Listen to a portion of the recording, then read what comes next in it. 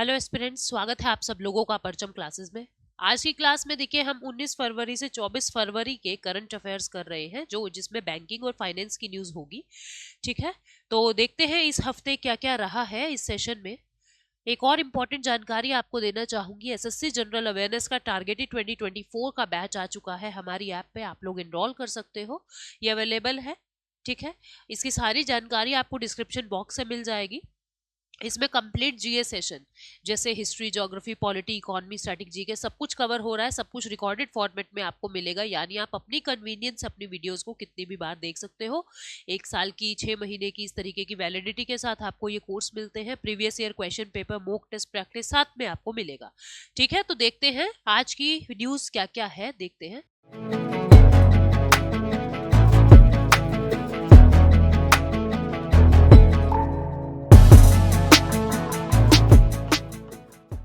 सबसे पहली न्यूज क्या कहता है, आरबीआई ने बैंक्स को और नॉन बैंक्स को पीपीआई इशू करने के लिए अलाउ कर दिया है। पीपीआई क्या है और उनके लिए जो पब्लिक ट्रांसपोर्ट में इसका यूज करेंगे। पीपीआई क्या होता है? Prepaid payment instrument. पीपीआई क्या है? प्रीपेड पेमेंट इंस्ट्रूमेंट अलाउ कर दिए हैं आरबीआई ने बैंक्स को और नॉन बैंक्स को। आरबीआई ने कुछ बैंक और नॉन बैंक को कैटेगराइज किया है। ठीक है, और कैटेगराइज करने के बाद आरबीआई ने कुछ कैटेगराइजेशन किए हैं, कुछ बैंक के और नॉन बैंक के, और ये कहा है आपको परमिशन मिल रही है, आपको हम परमिट कर रहे हैं प्रीपेड पेमेंट इंस्ट्रूमेंट्स के लिए, ताकि आप लोग वेरियस पब्लिक ट्रांसपोर्टेशन सिस्टम के लिए कुछ ऐसे वॉलेट्स प्रिपेयर कर सको जिससे आप पहले ही उनके अंदर रुपए फिल करके आप उनको कट करवा सकते हो। ठीक है, तो this instruction by RBI is issued under. RBI को ये शक्ति कहां से मिली, ये पावर कहां से मिली इस तरीके की परमिशन देने के लिए? ये payment and settlement system act 2007 के सेक्शन 18 में लिखा हुआ है कि आरबीआई बैंक्स और नॉन बैंक्स को प्रीपेड पेमेंट वॉलेट्स के लिए इंस्ट्रक्ट कर सकता है। Master direction of PPI prescribes the various types of PPI. ये क्या कहता है, जो ये डायरेक्शंस दी है आरबीआई ने उसमें अलग अलग तरीके के पीपीआई को अप्रूवल मिला है। ठीक है, इससे क्या होगा, इससे क्या होगा, एक तो आपकी कन्वीनियंस, हर वक्त कैश कैरी करना इजी नहीं है। ठीक है, तो आपकी कन्वीनियंस, आपकी स्पीड, आपकी अफोर्डेबिलिटी, आपकी सेफ्टी के लिए डिजिटल मोड में अब आप वाटरवेज पे, टोल्स पे, पार्किंग्स पे, मेट्रो में, बसेस में, रेल्स में आप अपने पेमेंट को कट करवा सकते हो। आप अपने फेयर के चार्जेस ऑनलाइन तरीके से इन वॉलेट्स के माध्यम से दे सकते हो। पीपीआई होता क्या है? ऐसी फाइनेंशियल सर्विस होता है, प्रीपेड होता है ना, प्रीपेड कनेक्शन है, ये पोस्टपेड कनेक्शन है। प्रीपेड में हम पहले पे करते हैं, देन उसको यूज करते हैं। पोस्टपेड में हम पहले यूज करके फिर लास्ट में बिल आता है, फिर उसको पे करते हैं। तो प्रीपेड में पहले आपको वॉलेट में पैसा डलवा लेना है और फिर उसको यूज करना है। ठीक है, तो प्रीपेड आर इंस्ट्रूमेंट्स। आज मुझे बहुत ज्यादा कोल्ड है, तो अगर थोड़ा सा वॉइस आपको ऊपर नीचे लगे तो please manage. The cash loading of PPI is limited to rupees. ये क्या कह रहा है, आप एक महीने में 50,000 रुपए अपने वॉलेट में लोड कर सकोगे और फिर उसको ट्रांसपोर्टेशन के लिए यूज कर सकोगे। कितने तरीके के पीपीआई होते हैं, जैसे small PPI, full KYC PPI. Small में क्या होगा, आप थोड़े पैसे जमा करवा पाओगे, 10,000 रुपए अप टू 10,000 रुपए आप जमा करवा पाओगे। इसके अंदर क्या होगा, फुल केवाईसी के अंदर फंड्स को ट्रांसफर करो, कैश भी विड्रॉ कर सकते हो उस कार्ड से। ठीक है, आप परचेज कर सकते हो चीजों को, तो ये सब कुछ फुल केवाईसी पीपीआई के अंदर आपको सुविधा मिलेगी और आपकी लिमिट्स भी बढ़ जाती है फुल केवाईसी में। अगली न्यूज क्या है, नेक्स्ट न्यूज है, RBI allows Paytm to migrate UPI payment business to other bank. RBI ने कुछ और परमिशंस दे दी है पेटीएम को कि आप अपना यूपीआई पेमेंट का जो बिजनेस है आपका, पेटीएम बैंक के अंदर बहुत सारे इश्यूज हैं आप लोगों को पता है, तो अब ये कह दिया कि आप अपना यूपीआई पेमेंट बिजनेस दूसरे बैंक्स को माइग्रेट कर दो, दूसरे बैंक को दे दो। आरबीआई ने ये कहा है Paytm payment bank can transfer its unified payment interface based payment business from Paytm payment bank to 4 to 5 other banks included Axis bank. क्या कहता है ये, जैसे एक तो पेटीएम बैंक है, एक पेटीएम ऐप है जिसको हम यूपीआई के लिए यूज करते हैं, ऑनलाइन पेमेंट्स के लिए यूज करते हैं। तो आरबीआई ने ये कहा है कि आपकी जो ये यूपीआई वाली सर्विस है, पेटीएम बैंक को कहा है कि आपकी जो ये यूपीआई वाली सर्विस है, आप अपनी इस सर्विस को 4 to 5 अलग अलग बैंक्स को दे सकते हो, जिससे लोगों को दिक्कत ना हो और पेटीएम सुचारू रूप से काम करता रहे, जिसमें एक बैंक एक्सिस बैंक भी है। पेटीएम ने ये कहा है कि हम अब और मतलब जो ये बैंक्स हैं ये ऑन बोर्ड करने अब बंद कर रहे हैं, यानी पेटीएम बैंक को बहुत सारी रिस्ट्रिक्शंस लगा दी है आरबीआई ने। अब आरबीआई ये कह रहा है कि आप अपने पेटीएम यूपीआई वाले पेमेंट को दूसरे बैंक्स में माइग्रेट कर दो। ठीक है, तो मार्च 2022 ने आरबीआई ने बिजनेस रिस्ट्रिक्शन लगा दिया था पेटीएम पेमेंट बैंक पे, क्योंकि बेनिफिट्स ऑफ कस्टमर को देखते हुए, ठीक है, वॉलेट होल्डर्स के बेनिफिट्स को देखते हुए, क्योंकि ये सारे कंप्लायंसेस पूरा नहीं कर रहा था। Following this Paytm can not accept further credit into its customer account. Customer account के अंदर और पैसा ये नहीं ले सकता, ठीक है, 15 मार्च 2024 के बाद। यानी कि अब आप इसमें डिपॉजिट विपॉजिट नहीं करवा सकते। पेटीएम बैंक की बात हो रही है, पेटीएम ऐप को लेके कंफ्यूज मत होना, वो चलती रहेगी। उसे पहले पेटीएम बैंक चला रहा था, अब 4 से 5 बैंक मिलके चलाएंगे। अगली न्यूज है, सेंट्रल इकोनॉमिक इंटेलिजेंस ब्यूरो यानी सीईआईबी ने एक ऑटोमेटेड सर्च पोर्टल निकाला है for antecedent verification of prospective borrower. ये क्या कह रहा है? कह रहा है जो सीईआईबी है, सेंट्रल इकोनॉमिक इंटेलिजेंस ब्यूरो, इसने स्टेट बैंक ऑफ इंडिया के साथ एक कोलैबोरेशन किया है। कोलैबोरेशन किस लिए? ऑटोमेटेड सर्च पोर्टल चलाने के लिए, एक ऑटोमेटेड सर्च पोर्टल निकालने के लिए, जिससे ना आपका जो रिस्क होता है ना उसको असेस किया जा सके और उस रिस्क को मैनेज और मिटिगेट किया जा सके। तो इस चीज के लिए ये एक सर्च पोर्टल है, ठीक है। और इससे क्या होगा, बहुत सारे बोरोवर्स को, बहुत सारे पब्लिक सेक्टर बैंक्स को काफी हेल्प मिलने वाली है। इस पोर्टल को लॉन्च किया है अमित मोहल गोविल ने, जो डायरेक्टर जनरल है सीईआईबी के यानी सेंट्रल इकोनॉमिक इंटेलिजेंस ब्यूरो के, और चेयरमैन एसबीआई के हैं दिनेश खारा। इन दोनों ने मीटिंग की थी मुंबई में और वहां इस पोर्टल को लॉन्च किया है। ये जो सीईआईबी है वो इकोनॉमिक इंटेलिजेंस की एक नोडल एजेंसी है, जो इकोनॉमिक इंटेलिजेंस और इकोनॉमिक इंटेलिजेंस की एक्टिविटीज को और ज्यादा स्ट्रेंथन करता है। अब देखो क्या होता है, हम बहुत सारे इकोनॉमिक फाइनेंशियल फंक्शन करते हैं, उसके अंदर जितनी भी प्रॉब्लम आ रही है, कोई फ्रॉड हो रहा है, कोई रिस्क अगर आ रहा है कस्टमर को, तो उसकी जांच जरूरी है, और वो जांच करने का काम सीईआईबी सेंट्रल इकोनॉमिक इंटेलिजेंस ब्यूरो का होता है। ठीक है, पॉइंट्स टू नोट क्या कहता है, ये सीईआईबी और एसबीआई ने दोनों ने मिलकर इस डिजिटल प्लेटफॉर्म को मतलब डिस्बर्स फंड्स के डिसबर्समेंट के लिए या इंटेलिजेंस क्लियरेंस प्रोसेस के लिए दोनों ने मिलकर इस काम को किया है। ठीक है, रिस्क असेसमेंट और मिटिगेशन इसके अंदर काम होगा। ये क्या है? एक एंटीसीडेंट वेरिफिकेशन रिपोर्ट है। ये रिपोर्ट क्या देती है? ये सेफगार्ड बताती है रिस्क को असेस करके कि आप अपने फाइनेंशियल रिस्क को कैसे कम कर सकते हो, कैसे मैनेज कर सकते हो। ये ऐसी कोई रिपोर्ट जनरेट करने से पहले इकोनॉमिक ऑफेंडर्स का डाटा चेक करती है। उसके बाद परफॉर्मेंस, जितने भी इकोनॉमिक ऑफेंडर्स हैं जिसके कारण ये रिस्क आते हैं, उनके डाटास को चेक करके फिर एक रिपोर्ट बनाई जाती है। जितने भी नॉन परफॉर्मिंग एसेट्स हैं उनकी स्क्रूटनी की जाती है, उनकी जांच की जाती है, और ये देखा जाता है बैंक्स को कैसे बचा सकते हो किसी भी तरीके के फ्रॉड से। अब जो ये एंटीसीडेंट वेरिफिकेशन रिपोर्ट है, ये रिपोर्ट जो है ये हाई वैल्यू लोन अप्रूवल के लिए एसेंशियल है। देखो इस रिपोर्ट के अंदर क्या होता है, जो बोरोवर्स है, जो बैंक्स हैं, उनकी डीलिंग की जिक्र होता है।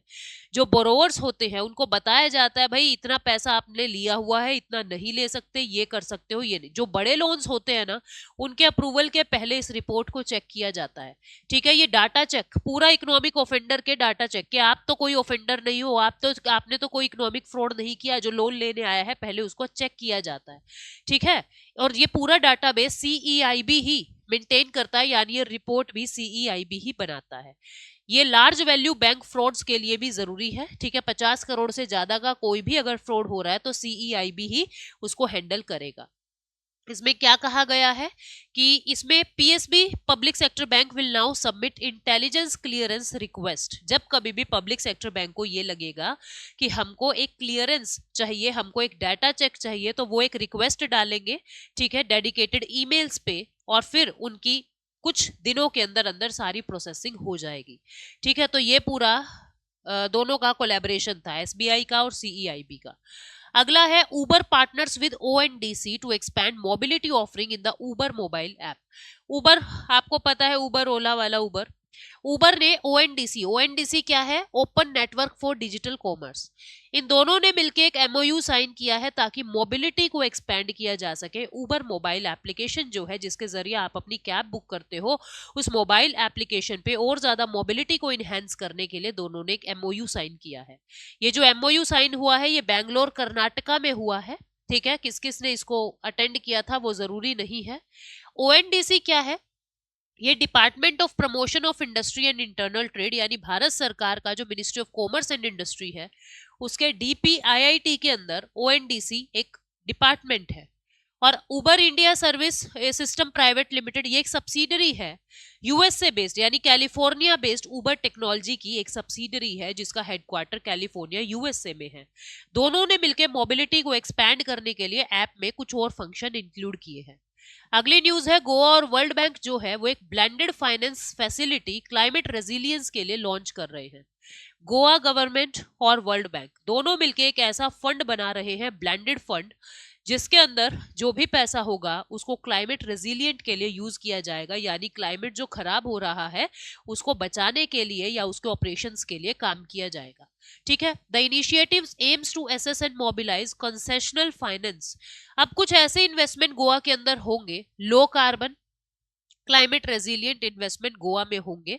ठीक है, और कंसेशनल फाइनेंस यानी कि जो पैसा मिलेगा इस फंड से, जो ये ब्लेंडेड फाइनेंशियल फैसिलिटी फंड जो बनाया जा रहा है, ये जो पैसा मिलेगा बहुत ही कंसेशनल रेट्स पे इन इन्वेस्टमेंट के लिए, इन प्रोजेक्ट्स के लिए मिलेगा। ठीक है, किस किस ने इसको साइन किया है आप देख पा रहे हो, गोवा के सीएम प्रमोद सावंत ने, और वर्ल्ड बैंक की तरफ से जो वहां पे मतलब रिप्रेजेंटेटिव आए हुए थे, दोनों के बीच में 21 फरवरी 2024 को ये डील साइन हुई है। बीएफएफ है क्या, BFF blends international development association and private sector window support with pioneering international finance corporation. ये क्या कह रहा है, ये ऐसा कह रहा है कि बीएफएफ है क्या, देखो ये एक ब्लेंडेड फैसिलिटी फंड है। ब्लेंड का मतलब क्या होता है, मिक्स करना, मतलब पैसा सिर्फ एक प्रोजेक्ट के लिए नहीं मल्टी प्रोजेक्ट्स के लिए दिया जाएगा। और वो सारे प्रोजेक्ट्स कैसे होंगे, जो क्लाइमेट को सिक्योर करेंगे। और इसके अंदर इंटरनेशनल डेवलपमेंट एसोसिएशन जो वर्ल्ड बैंक का ही एक हिस्सा है, ठीक है, इंटरनेशनल फाइनेंशियल कॉर्पोरेशन जो वर्ल्ड बैंक का ही एक हिस्सा है, बहुत सारे प्राइवेट सेक्टर विंडो, सब लोग मिलके इसमें सपोर्ट करेंगे। और climate change, education, medium small and enterprises के लिए, इन सब के भले के लिए ऐसे ऐसे इन्वेस्टमेंट प्रोजेक्ट चलाए जाएंगे जिससे एनवायरनमेंट को भी नुकसान ना हो और इन सब पर्पस के लिए भी चीजें सुधर जाए। इसमें की पॉइंट्स क्या है, बीएफएफ की वजह से क्या होगा, गोवा और जितने भी कोस्टल स्टेट्स हैं इंडिया में, वो जो है वार्मिंग, मतलब क्लाइमेट वार्म जो हो रहा है, क्लाइमेट वार्मिंग को कम करेंगे। ठीक है, it is a first of its kind climate focused multi sectoral facility at a सब नेशनल लेवल। पहली बार ऐसा हो रहा है, मतलब इतना ज्यादा क्लाइमेट फोकस करके, क्लाइमेट पे ध्यान देके इस तरीके का फंड जनरेट किया जा रहा है। ठीक है, ये इनिशिएटिव जो है गोवा के विजन के अकॉर्डिंग है, समृद्धि, संतुलन एंड सुरम्यता। ठीक है, तो यानी पूरे एनवायरनमेंट को, पूरे क्लाइमेट को रेजिलिएंट करने के लिए ये फंड बनाया है। इस इनिशिएटिव के अंदर समृद्धि, संतुलन एंड सुरम्यता। विकसित गोवा 2047 यानी जैसे भारत विकसित भारत का बजट के अंदर थीम ली थी, ऐसे ही गोवा की विकसित गोवा 2047, ये Goa state action plan on climate change 2023 से 2033 तक का क्लाइमेट को सिक्योर करने के लिए गोवा का एक्शन प्लान है, उसके अंडर ही ये बीएफएफ साइन किया गया है। इसका डुअल रोल हो गया। क्या डुअल रोल इसका हो गया, एक तो ये क्लाइमेट के लिए काम करेगा, दूसरा जो है फंडिंग करेगा छोटी छोटी एंटरप्राइजेस को, जिससे क्या होगा, एंटरप्रेन्योरशिप भी बढ़ेगा और क्लाइमेट भी सिक्योर होगा। ग्रीन फाइनेंसिंग मैकेनिज्म लेके आए हैं ये, मतलब इको फ्रेंडली, सारा काम इको फ्रेंडली होगा। और मतलब with domestic capital market, capital, अब जैसे कोई प्रोजेक्ट चल रहा है ग्रीन फाइनेंसिंग के लिए, तो उसमें मार्केट से भी पैसा उठाया जाएगा, मतलब शेयर वेयर बॉन्ड्स भी उसके जारी होंगे, तो इससे मार्केटिंग भी बढ़ेगी, पैसा भी आएगा, क्लाइमेट भी अच्छा होगा और कुछ बिजनेस भी बढ़ेंगे। ठीक है, अब वर्ल्ड बैंक की बात करें हम तो, अच्छा और क्या है इसके अंदर, और कौन कौन साइन कर रहा है इसके अंदर और कौन कौन हिस्सा ले रहा है, NABARD, SIDBI, power finance corporation, और department of environment government of Goa, ये सब मिलके इसको काम को करेंगे।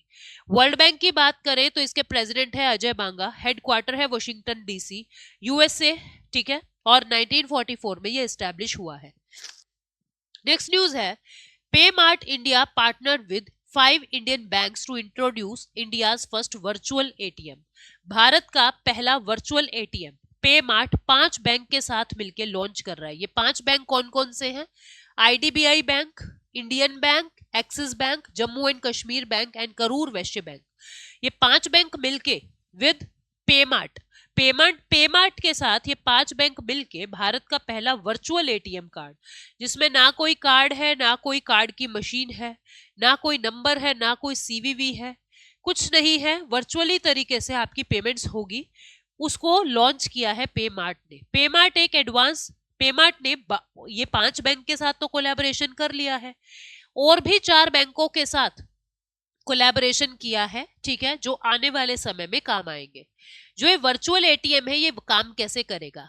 The service requires a smartphone, इसके लिए एक स्मार्टफोन चाहिएगा, एक मोबाइल बैंकिंग एप्लीकेशन चाहिएगी, इंटरनेट कनेक्शन चाहिएगा कैश विड्रॉल के लिए, mobile banking app with initiate withdrawal request, आप ऐप का माध्यम का यूज करके विड्रॉ की रिक्वेस्ट डालोगे बैंक को, ठीक है, एक ओटीपी आएगा आपके रजिस्टर्ड नंबर पे, ये ओटीपी आप पेमार्ट पार्टनर्ड शॉपकीपर, मतलब जो भी शॉपकीपर पेमार्ट के साथ जुड़े हुए हैं उनको एक मशीन, एक पॉइंट ऑफ स्केल प्रोवाइड कराया जाएगा, एक मशीन प्रोवाइड कराई जाएगी, वो ओटीपी आप उस मशीन में भरोगे और उस शॉपकीपर के पास ही वो पैसा जो है वो आ जाएगा। आपको जगह जगह मशीनें ढूंढने की जरूरत नहीं है, आपको एटीएम ढूंढने की जरूरत नहीं है। दुकान पे उन शॉपकीपर्स पे जिनका पेमार्ट के साथ रजिस्ट्रेशन है, आपको वो ओटीपी उस शॉप पे बता देना है, वो शॉप वाला उस मशीन में उस ओटीपी को फिल करेगा और वहीं पे कैश जो है वो उसको मिल जाएगा,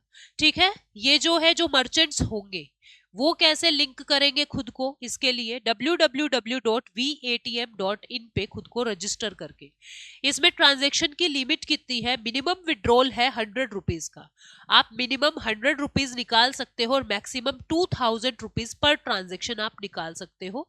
मंथली कैप क्या है? 1000 रुपीज मैक्सिमम लिमिट है वर्चुअल एटीएम विड्रॉल का, 10,000 रुपीज, ठीक है। एक मंथ में 10,000 रुपीज, पर डे कम से कम 100 रुपए, ज्यादा से ज्यादा 2,000 रुपए आप निकाल सकते हो, ठीक है। और मंथ में क्या कर दिया है? मंथ में मैक्सिमम 10,000 रुपए। पॉइंट्स टू नोट, ये क्या कह रहा है? This is successfully piloted with IDBI bank for over 6 months. 6 महीने तक आईडीबीआई बैंक भी पार्टनर है, ठीक है। ये एक पायलट प्रोग्राम है, पैन इंडिया नहीं है, छोटी छोटी जगह पे अभी इसको लेके आए हैं, पूरे भारत के अंदर अभी ये नहीं हुआ है, और इसका जो स्केड्यूलिंग होगा वो अप्रैल में 2024 में होगा।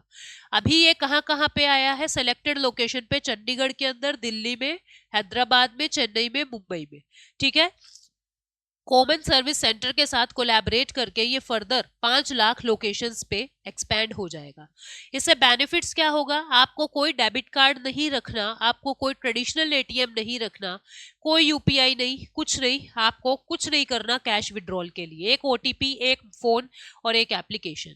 शॉपकीपर रजिस्टर्ड विद पेमार्ट, ये जो है ट्रांजेक्शन्स पे इनको कमीशन भी मिलेगा। जो शॉपकीपर पेमार्ट के साथ रजिस्टर करेंगे ना, उनको कमीशन भी मिलेगा ट्रांजैक्शंस पे। VATM helps bank to serve remote underserved customers and fewer visits to bank branches. क्या कह रहा है? आपको ना तो बैंक की ब्रांच पे जाना, ना आपको ऐसा देखना कि भाई यहाँ एटीएम है नहीं है, कुछ नहीं, आप दुकान पे हो, दुकान वाले के पास अपने आप कैश पहुंच जाएगा, कॉस्ट बहुत कम लगेगा। पेमार्ट इंडिया प्राइवेट लिमिटेड जो है, इसके सीईओ है अमित नारंग, इसके हेडक्वार्टर है चंडीगढ़ में, और ये 2015 में इसकी स्थापना हुई थी, ठीक है। अभी चलते हैं नेक्स्ट न्यूज की तरफ। ये क्या कहता है? कहता है जो एशियन डेवलपमेंट बैंक है उसने भारत की गिफ्ट सिटी गुजरात गांधीनगर में IFI यानी इंटरनेशनल फिनटेक इंस्टीट्यूट इस्टेब्लिश कर दिया है। इंटरनेशनल फाइनेंशियल टेक इंस्टीट्यूट क्या काम करेगा गांधीनगर गुजरात के अंदर? ये एक इंक्लूसिव, सस्टेनेबल और climate resilient international financial technology institute है। इसमें क्या होगा? ट्रेनिंग मिलेगी, इस इंस्टीट्यूट में ट्रेनिंग मिलेगी, किस चीज के लिए? कि आप ऐसे काम कैसे कर सकते हो जिससे आप क्लाइमेट को सिक्योर कर सको, IFI in collaboration with internationally renowned institute all over world में जो बेस्ट इंस्टीट्यूट्स हैं, IFI उनके साथ कोलैबोरेशन करेगा, उन यूनिवर्सिटीज के साथ कोलैबोरेशन करेगा, ठीक है, और इंटरनेशनल स्टैंडर्ड पे काम करते हुए कुछ ट्रेनिंग जो है लोगों को देगा, ठीक है। ये इंक्यूबेशन एंड एक्सेलरेशन सर्विसेज देगा स्टार्टअप्स को, महिलाओं को कुछ नई अपॉर्चुनिटीज देगा नए प्रोजेक्ट्स के लिए, ठीक है। वेंचर कैपिटल फंड भी देगा और साथ साथ ये भी बताएगा कि किस तरीके से फाइनेंस जो है वो आप ग्रो कर सकते हो। तो ये सारी ट्रेनिंग जो है वो इस इंस्टीट्यूट के अंदर मिला करेगी, ठीक है। गिफ्ट सिटी जो है ये इंडिया का पहला इंटरनेशनल फाइनेंशियल सर्विस सेंटर है जो गुजरात गांधीनगर के अंदर स्टैब्लिश है। वर्ल्ड क्लास बिजनेस सर्विसेज यहाँ पे मिलती है, पूरे विश्व के अंदर आपका लिंक है फाइनेंशियली इसके माध्यम से। It aims to promote and cultivate a world class finance and IT, पूरे विश्व के अंदर बेस्ट IT प्लेटफॉर्म्स आपको प्रोवाइड कराता है। सिंगल विंडो क्लियरेंस है, जगह जगह आपको नहीं जाना, एक ही जगह पे सारी फैसिलिटीज आपको मिल जाती है। इसके CEO है तपन रे, हेडक्वार्टर है गुजरात गांधीनगर में और 2015 में इसका एस्टेब्लिशमेंट हुआ था, ठीक है। अगली न्यूज क्या कहती है? नेक्स्ट न्यूज कहती है इंड्रा, ठीक है। इंड्रा क्या है? India rating and research private limited. ये भारत की GDP को क्या बताता है कि फाइनेंशियल ईयर 25 के अंदर तो 6.5% ग्रो करेगी और फाइनेंशियल ईयर 24 के अंदर 6.9% ग्रो करेगी। ऐसा GDP ग्रोथ की बात India rating and research private limited, जिसको इंडरा कह रहे हैं, ये इसने बताया है भारत के बारे में, ठीक है। इसने भारत की GDP ग्रोथ फोरकास्ट को लो कर दिया है 2025 के लिए 6.5% इन्होंने बताया है, जो पहले से कम है। ये क्यों किया है? क्योंकि weather condition, consumption demand, agriculture की प्रॉब्लम्स ये जो उठ रही है उनको देखते हुए GDP थोड़ा सा कम होगा अकॉर्डिंग टू देम। इन्फ्लेशन कितना एक्सपेक्ट किया है इन्होंने? इन्फ्लेशन एक्सपेक्ट किया है 5.5% इन 24 एंड 4.8% इन 25, ठीक है। रियल और नॉमिनल GDP कितना बताया है? रियल GDP बताया है 7.3 इन 24, 6.5 इन 25। नॉमिनल GDP कितना बताया है? 8.9 इन 24, 10.5 इन 25। जिसको नहीं पता रियल GDP नॉमिनल GDP क्या होता है, आप इकोनॉमी की प्लेलिस्ट पे जाना यूट्यूब पे, मैंने सारा वहां पे बताया हुआ है बहुत डिटेल में। डेफिसिट्स के बारे में क्या बताया है कि जो भारत का करंट अकाउंट डेफिसिट होगा वो -1.4% ऑफ GDP होगा, यानी लगभग 54.2 बिलियन US डॉलर इतना भारत का डेफिसिट होगा, ऐसा इनको लगता है, इंड्रा को लगता है, ठीक है। और ये कहा है, सारे डाटाज दिए हैं इसने कि थर्ड क्वार्टर में फाइनेंशियल ईयर 24 अक्टूबर टू दिसंबर 2023 में 6.5% की ग्रोथ भारत में रही है, ठीक है। Consumer durable segments of the index of industrial production grew at 1%। ये क्या कहता है? जो IIP है वो ग्रो करेगा पहले 9 महीनों में, ठीक है, पहले 9 महीनों में ग्रो करेगा वो 1% से। कैपिटल और इंफ्रास्ट्रक्चर कंस्ट्रक्शन जो है वो भी कितना रहेगा? ग्रो करेगा। कैपिटल फॉर्मेशन भी, इंफ्रा कंस्ट्रक्शन भी 7% से 10.4% तक जो है ये कैपिटल ग्रो करेगा 7% और इंफ्रास्ट्रक्चर कंस्ट्रक्शन गुड्स ग्रो करेंगे 10.4% पे। तो ये सारी बात इन्होंने बताई है। Now the last news is IREDA और PNB यानी Indian renewable energy development agency और पंजाब नेशनल बैंक ने MOU साइन किया है रिन्यूएबल एनर्जी इनिशिएटिव्स को प्रमोट करने के लिए। भारत के अंदर जितने भी प्रोजेक्ट्स लगेंगे दोनों मिलके लगाने की बात कर रहे हैं IREDA और पंजाब नेशनल बैंक, ठीक है। ये जॉइंट लैंडिंग करेंगे, दोनों मिलके लोन देंगे उन प्रोजेक्ट्स को, जिससे भारत के अंदर रिन्यूएबल एनर्जी और अपना जो टारगेट है 500 gigawatt of energy, non fossil based 500 gigawatt of energy generate करने का, वो हम अचीव कर पाएंगे। तो ये थी आज की न्यूज, ठीक है। उम्मीद करती हूँ आपको कुछ आइडिया लगा होगा। मैं बहुत एक्सप्लेन नहीं कर पाई आज, ठीक है, ये मैं मानती हूँ क्योंकि मेरी खुद की तबीयत बहुत ज्यादा खराब थी आज, बट सेशन मुझे लाना था तो एक बार मोटी मोटी न्यूज मैंने आपको बता दी। बाकी जब मंथली कंपाइलेशन आएगा उसमें मैं इनको डिटेल में आप लोगों को बता दूंगी, ठीक है। मिलते हैं नेक्स्ट सेशन में। Thank you so much, take care, bye bye.